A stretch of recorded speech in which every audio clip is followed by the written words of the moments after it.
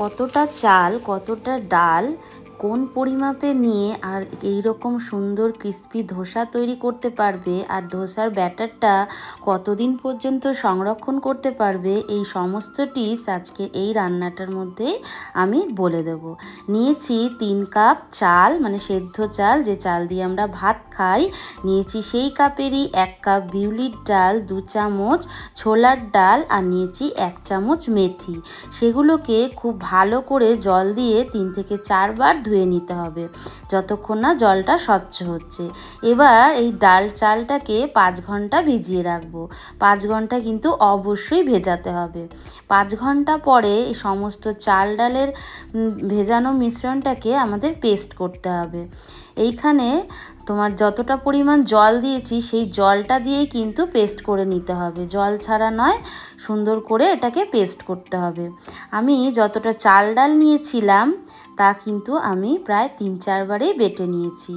আর এই ব্যাটারটা কিন্তু দেখো খুব স্মুথ হবে না, একটু জাস্ট চালের যে একটু দানা দানাটা সেইটা থাকবে, মানে খুব আবার দানা দানাও থাকবে না, একটু হালকা দানা দানা থাকতে পারে। তোমরা চাইলে চাল ডাল সমস্ত কিছুই কিন্তু আলাদা আলাদা ভেজাতে পারো, তাহলে কি হবে চাল ডালটা আলাদা আলাদা করে বেটে নিতে পারবে, তাহলে ভালোই হবে। কিন্তু এইভাবেও করলে কোনো রকম অসুবিধা হয় না। সমস্ত চাল ডালটা ভিজিয়ে মানে বেটে নিয়েছি, তোমাদের দেখাচ্ছি, দেখেই বুঝতে পারছো কতটা পরিমাণে মিহি হয়েছে। এবার এই চাল ডালের মানে বেটে রাখা এটাকে ভালো করে হাত দিয়ে 3 থেকে 4 মিনিট ফেটিয়ে নিতে হবে। এই ফ্যাটানোটা কিন্তু খুবই গুরুত্বপূর্ণ করে নিতে হবে। আর এই চাল ডালের এই ফ্যাটানো এটাকে আমি কিন্তু প্রায় সারা রাত্রি আমি এটাকে ফার্মেন্ট হওয়ার জন্য রেখে দেব। আর ভালো ফার্মেন্টেশন কি থেকে হচ্ছে জানো? আমি যে মেথিটা দিলাম সেটার জন্য। আর ছোলার ডালটা দিয়েছি, ছোলার ডালটা দেওয়া হয় এই কারণে ধোসাটা একদম দোকানের মতন কালার হওয়ার জন্য। দেখো সারা রাত্রি রাখার পর কতটা ফার্মেন্টেশন হয়েছে, মানে কতটা ফুলেছে। আর তোমরা যদি মানে খুব যদি গরম পড়ে তাহলে কিন্তু 6 ঘন্টার বেশি ডালটাকে এইভাবে রেখে মানে ফার্মেন্ট হতে দেয়া যাবে না। মানে 6 ঘন্টার বেশি হয়ে গেলে না খুব গরম পড়লে বেশি টক হয়ে যায়, তখন আর খেতে ভালো লাগে না। আর যদি গরমটা কম থাকে তাহলে কিন্তু মোটামুটি 7-8 ঘন্টা রেখে দিলেও কোনো অসুবিধা হয় না। গরমে ফার্মেন্টেশনটা বেশি ভালো হয়। আর এইভাবে দেখো কতটা মানে খুব সুন্দর কিন্তু ব্যাটারটা তৈরি হয়েছে, দেখো কতটা ফুলেছে। আর তোমরা তো দেখেছিলে কতটা আমি রেখেছিলাম, দেখো মানে ফার্মেন্ট হওয়ার পর কিন্তু এটা অনেকটাই বেড়ে গেছে। এরপর ধোসার সাথে খাওয়ার জন্য চাটনিটা বানিয়ে নেব। নিয়েছি কিছুটা বাদাম, কিছুটা ছোলার ডাল, 2টো শুকনো লঙ্কা, 1/2 চামচ মতন গোটা জিরে, 8-10 কোয়া মতো রসুন আর কারি পাতা, আর দিয়ে দিলাম স্বাদ মতো নুন। দিয়ে এটাকে ভালো করে ভেজে নেব। ভাজবো কিন্তু লো ফ্লেমে, হাই ফ্লেমে ভাজবো না, তাহলে খুব তাড়াতাড়ি কিন্তু পুড়ে যাবে। বাদামটা যতক্ষণ না কাঁচা ভাব দূর হচ্ছে আর ডালটাও খুব সুন্দর ভাজা হচ্ছে ততক্ষণ ভেজে নেওয়ার পর একটু ঠান্ডা করে নেব জিনিসটাকে। তারপর এটাকে আমাদের বাটতে হবে, তাই আমি মিক্সার জারের মধ্যে নিয়ে একটু জল দিয়ে পেস্ট করব। আর তোমরা যদি এইটাকে চাটনিটাকে একটু তেঁতুল দিয়ে করতে চাও তাহলে এর মধ্যে এই সময়তে তেঁতুলের বীজ দিয়ে এইভাবে পেস্ট করে নেবে। আমি যেহেতু লেবু দিয়ে করব তাই লেবুটা আগে দিলাম না, লেবুটা আগে দিলে তেতো হয়ে যাবে, তাই শেষে আমি লেবুটা অ্যাড করব, লেবুর রসটা। আর এইভাবে খুব সুন্দর করে মিহি করে পেস্ট করতে হবে। তারপর তড়কা দিয়ে দেব চাটনিটায়, তাই সামান্য একটু সর্ষের তেল গরম করে একটা শুকনো লঙ্কা, একটু কারি পাতা, সর্ষে ফোড়ন দিয়ে নেব। দিয়ে যে তোমার ডাল আর বাদাম যেটা ভেজে বেটে নিলাম সেটাকে দিয়ে দেব। আর বেশ খানিকটা জল কিন্তু এর মধ্যে দিয়ে দেবো, কারণ কি বলতো বাদামে কিন্তু অনেকটা জল টেনে নেয়। আর প্রথমে মনে হবে পাতলা, একটু ঠান্ডা হলে দেখবে বেশ ঘন হয়ে যাবে। আর চাটনিটার মধ্যে একটু টক ভাব করার জন্য একটু লেবুর রস দিয়ে দিলাম। তোমরা যতটা পরিমাণ টক করতে চাও সেই পরিমাণে লেবুর রসটা দিয়ে নেবে। এরপর আমি যে মশলা ধোসা বানাবো তার জন্য যে স্টাফটা হবে আলু সেটা তৈরি করে নেব। নিয়েছি 1 চামচ তোমার ছোলার ডাল, আর 1 চামচ মতন বিউলির ডাল, আর একটু সর্ষে, আর দিয়ে দিলাম একটু কারি পাতা।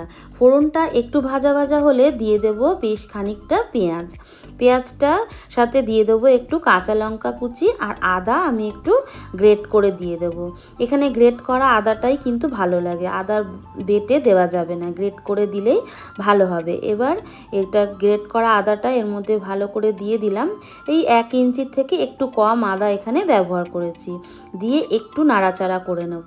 খুব বেশি এগুলোকে ভাজার দরকার নেই, হালকা একটু ভাজলেই কিন্তু হবে। পেঁয়াজটা একটু মুখে পড়লে কিন্তু খেতে বেশ ভালো লাগে। এইভাবে খুব ভালো করে ভেজে নেওয়ার পর এর মধ্যে দিয়ে দেব টমেটো কুচি। একটা টমেটোকে কুচি করে নিয়েছিলাম সেটা, আর দিয়ে দিলাম একটু নুন, একটু হলুদ গুঁড়ো, একটু লঙ্কা গুঁড়ো, আর দিয়ে দেবো একটু আমচুর পাউডার আর একটু বিট নুন। আমচুর পাউডার আর বিট নুনটা এই কারণেই দিলাম, বেশ চটপটা একটা স্বাদ হয় বিট নুন আর আমচুর পাউডার দেওয়ার ফলে।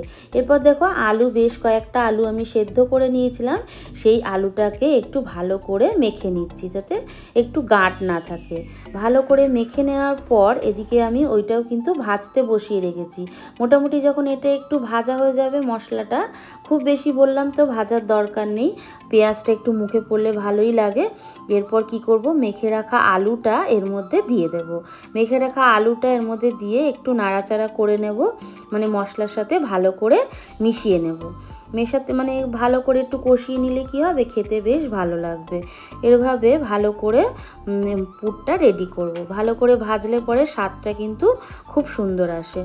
এরপর এটাকে ঠান্ডা করে নেব বা নাবিয়ে রেখে দেবো, ঠান্ডা না হলেও কোনো ব্যাপার না।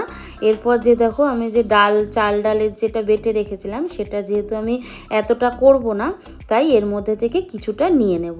এটা কিন্তু তোমরা যদি নর্মাল ফ্রিজে রাখো তাহলে কিন্তু 7 থেকে 8 দিন রেখে দিতে পারবে, আর যদি 15 দিন রাখতে চাও তাহলে ডিপ ফ্রিজে রেখে দেবে। আর যদি খুব বেশি টক হয়ে যায় তাহলে এর মধ্যে একটু নারকেলের দুধ অ্যাড করে দেবে, মানে রাখার পর একটু টক হয়ে যায় তো সেই সময় তো নারকেলের দুধ অ্যাড করে দিলে টকটা কিন্তু কেটে যায়।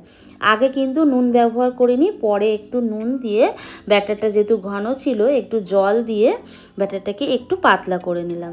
দেখলেই তো কতটা জল দিলাম, তোমাদের দেখিয়ে দিলাম। এবার ননস্টিকের তাওয়া বসিয়ে দিয়েছি, আর তেল দিয়ে, তেলটা কিন্তু মুছে ফেলতে হবে, তেল দিয়ে এটাকে একটু গ্রিস করে নিলাম। এইমাত্র তেল দিয়ে কিন্তু এটা হবে না। তারপর টেম্পারেচারটাকে ব্যালেন্স করার জন্য জলের ঝাপটা দিয়ে জলটাকে ভালো করে মুছে দেব। একটু জলের ঝাপটা দিয়ে এটা করতে হয়, কারণ কি এটাকে তাওয়াটাকে কিন্তু প্রথমে হাই হিটে ভালো করে গরম করে নিতে হবে। তারপর এর মধ্যে 2 হাতা ব্যাটার দিয়ে হালকা হাতে এটাকে ঘোরাতে হবে, ঘোরাতে ঘোরাতে একদম পাতলা করে দিতে হবে। খুব সাবধানে ধীরে ধীরে আলতো হাতে ব্যাপারটা করতে হবে। তারপর যখন ওপর থেকে ব্যাটারটা পুরো শুকনো হয়ে যাবে, আর রান্নাটা কিন্তু পুরো হাই ফ্লেমে করবে এই সময়। এরপরে তোমার ওপর থেকে একটু তেল দিয়ে দিয়েছিলাম, যখন ব্যাটারটা ওপর থেকে শুকনো হয়ে যাবে তখন তেলের বদলে তোমরা বাটার বা ঘিও দিতে পারো। এবার আলুর যে পুরটা রেডি করেছিলাম সেটা ওপর থেকে দিয়ে দিলাম, দিয়ে এইভাবে ভাজ করে দেব। বিশ্বাস করো এত টেস্টি হয় না, এইভাবে একবার ধোসাটা করে দেখো, এই রকমই কালারটা সুন্দর একদম দোকানের মতন হবে। আর একটা তোমাদের নর্মাল ধোসা করে দেখাচ্ছি, মানে মশলা ছাড়া, একটা মশলা, সিক্রেট একটা মশলা দিয়ে করব এটা। দেখো দিয়ে দেবো 2 হাতা মতন ব্যাটার, আর যতবারই করব না ততবারই কিন্তু জলের ঝাপটা দিয়ে, মানে জল ছিটিয়ে ন্যাকড়া দিয়ে একটু মুছে নিতে হবে। এর ফলে কি হবে বলো তো, তাওয়ার টেম্পারেচারটা একদম ব্যালেন্স থাকবে। বেশি হাই হিট হয়ে গেলে আর তখন কি হবে, ব্যাটারটা কিন্তু উঠতে চাইবে না, মানে ধোসাটা। এইভাবে ভালো করে ছড়িয়ে দেওয়ার পর ওপর থেকে যখন শুকিয়ে যাবে আবারও একটু তেল দিয়ে নিলাম। তোমরা চাইলেই বললাম বাটারটাও দিতে পারো, বাটার দিলে বেশি ভালো লাগে। এরপর দেখো ওপর থেকে একটু পেরি পেরি মশলা দিয়ে দেবো। এই পেরি পেরি মশলাটা দিয়ে না খুব ভালো লাগে। আলু ছাড়াও এইভাবে যদি করে দেখো না তাহলেও কিন্তু দুর্দান্ত লাগে, আর এইভাবে করলে তো বেশি মচমচে হয়। আলুটা দিলে একটু ক্রিস্পি ভাবটা নষ্ট হয়ে যায়। এরপরে এটাকে নাবিয়ে রেখে দেবো, আর আওয়াজটাও তোমাদেরকে শোনাচ্ছি। তোমাদের যদি ভালো লাগে তাহলে আমাকে অবশ্যই জানিও।